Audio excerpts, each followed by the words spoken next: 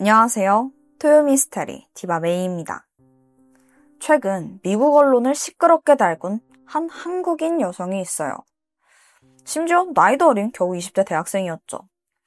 오늘은 그녀와 관련된 사건을 알아보고 도대체 무슨 일이 있었는지 자세히 설명해 볼게요. 그럼 지금 바로 시작해봅니다.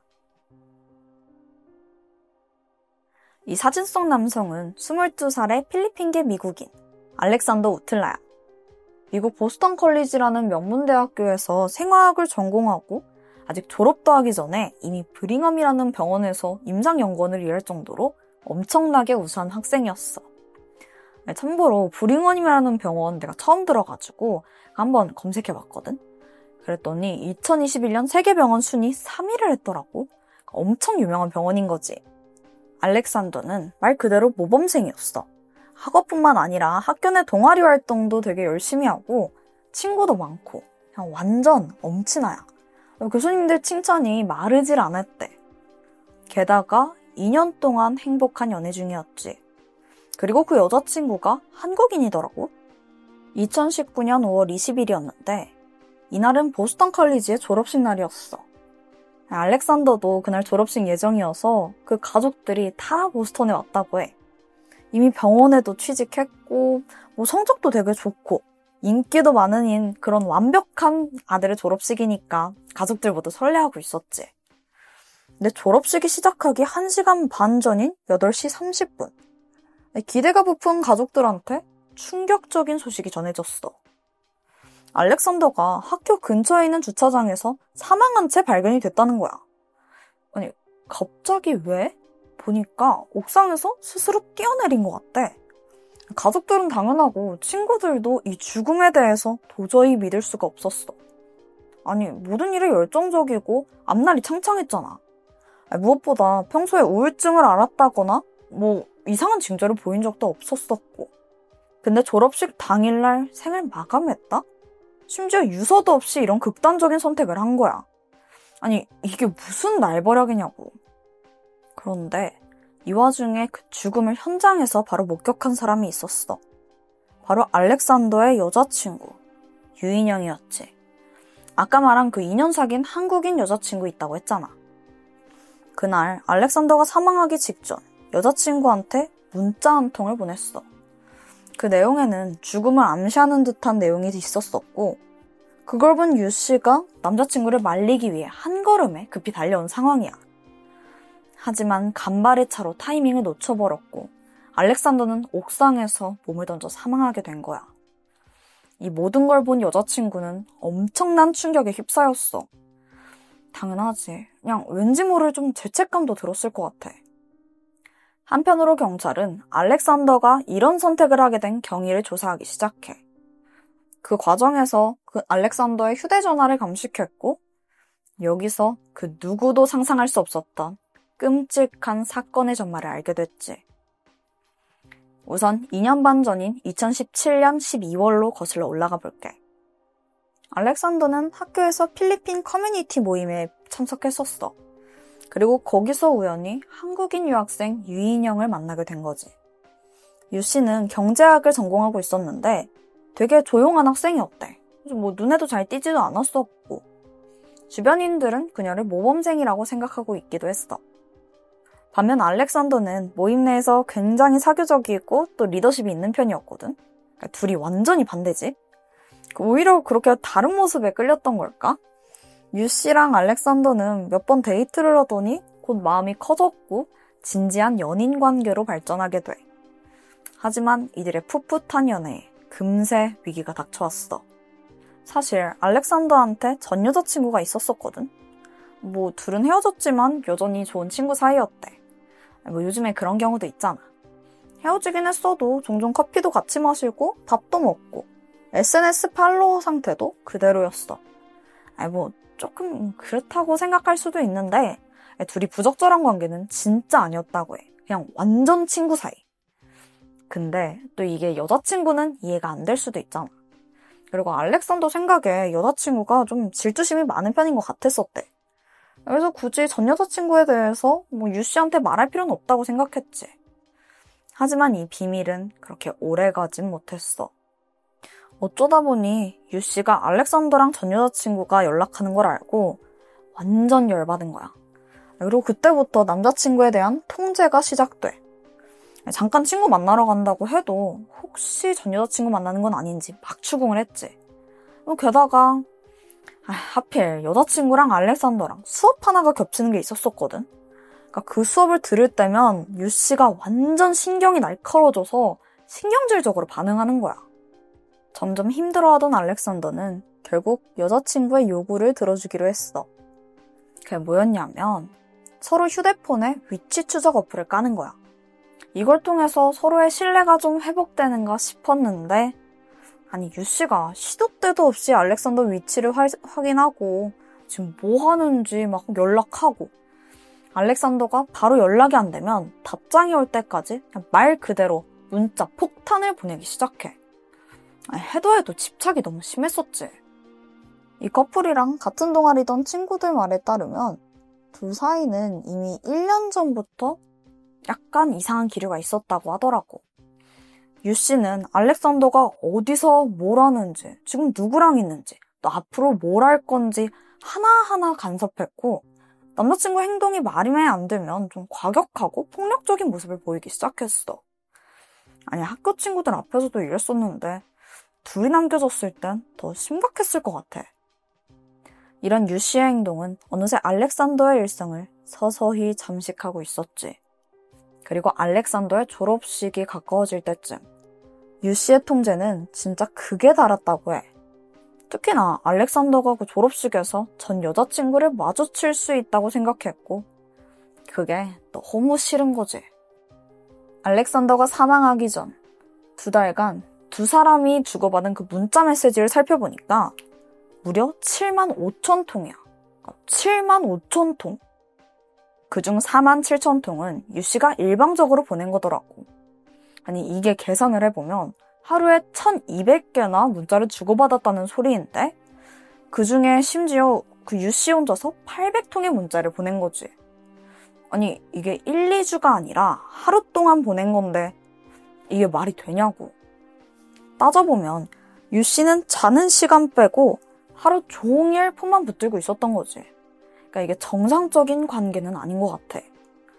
그리고 틈만 나면 전화하고 뭐 영상통화 걸고 말 그대로 쉴 틈 없이 연락을 한 거야. 근데 더 심각한 문제가 있어. 그러니까 둘이서 나눈 그 대화들을 한번 봤는데 이게 연인의 연락이라고 보기 좀 이상한 거지. 유 씨가 어떤 식으로 말하냐면 네가 죽으면 네 가족도 세상도 더 나아질 거야. 이런 식의 문자를 보내더라. 근데 이게 남자친구한테 할 소리는 아니지. 그 선 넘은 폭언은 계속돼. 그럴 바엔 죽어. 스스로 목숨 끊으라고. 유 씨가 진짜 이런 문자를 했어. 아니 이럴 거면 그냥 헤어지지. 대체 왜 이러는 거야? 추후에 전문가들이 보니까 당시 유 씨는 남자친구를 완벽하게 통제해왔어. 마치 알렉산더를 세뇌하듯이 비슷한 내용을 반복해서 보냈고 처음엔 자기 목숨을 담보로 알렉산더를 위협했었대. 뭐 네가 떠나면 나 죽을 거야. 너 때문에 죽고 싶어. 네가 죽지 않으면 내가 죽을 거야. 이런 말은 한 사람의 마음을 무너뜨리기에 충분하지. 특히 이 문자를 보내는 사람이 자기랑 제일 가까운 그 연인이라는 게 너무 충격이었을 것 같아.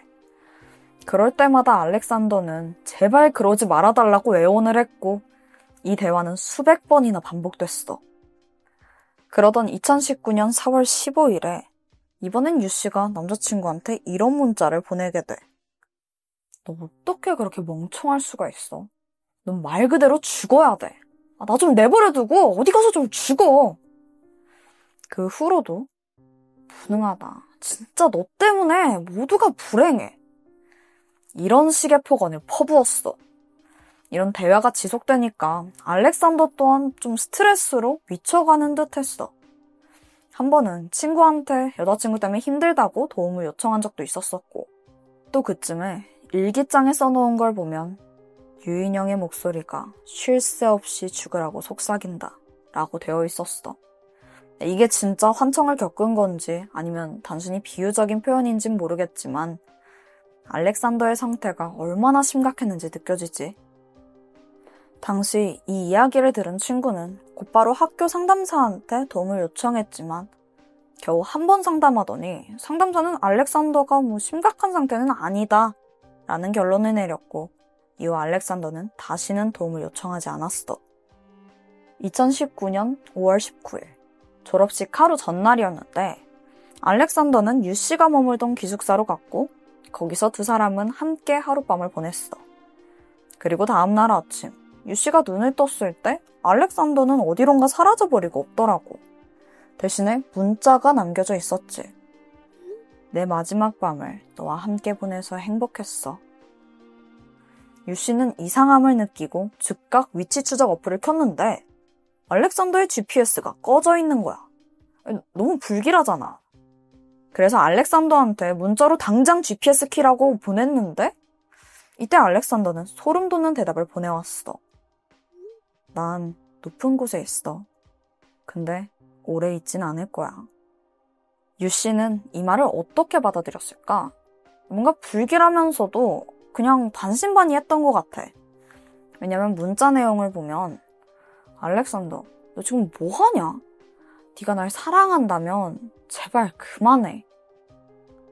그런데 잠시 후 알렉산더의 GPS가 켜지면서 위치가 파악됐어. 한 건물이더라고. 그래도 뭔가 예감이 좋지 않았던 유씨는 당장 택시를 타고 그곳으로 향했지.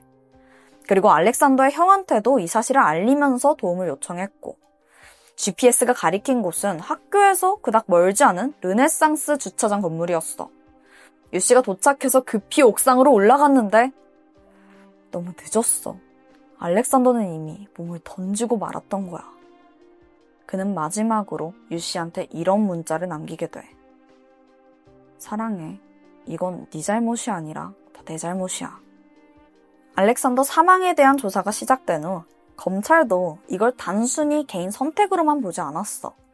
그래서 그의 죽음을 몰고 간 그 유씨를 과실치사 혐의로 기소하게 돼. 사실 이게 인과관계를 밝히기가 참 쉽지 않은 문제긴 해. 근데 경찰은 알렉산더가 유씨와의 관계를 시작하기 전까지만 해도 어떤 우울감이나 정신질환을 겪은 적이 없다는 점, 또 유씨가 2달에 거쳐서 알렉산더한테 47,000여 통의 문자를 보내면서 죽으라고 협박한 점을 주목했어. 유씨와의 관계가 피해자의 정신적 영향을 미쳤다고 판단한 거지.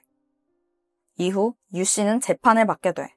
그녀의 변호인 입장은 죽어라, 왜 안 죽냐 이런 유씨의 문자는 그저 젊은 커플 사이에서 발생한 미숙한 표현일 뿐이고 알렉산더는 충분히 그 상황을 벗어날 수 있는 성인인데 오히려 유씨의 연락을 끊지 않은 그의 잘못이다 라는 식으로 몰고 갔어.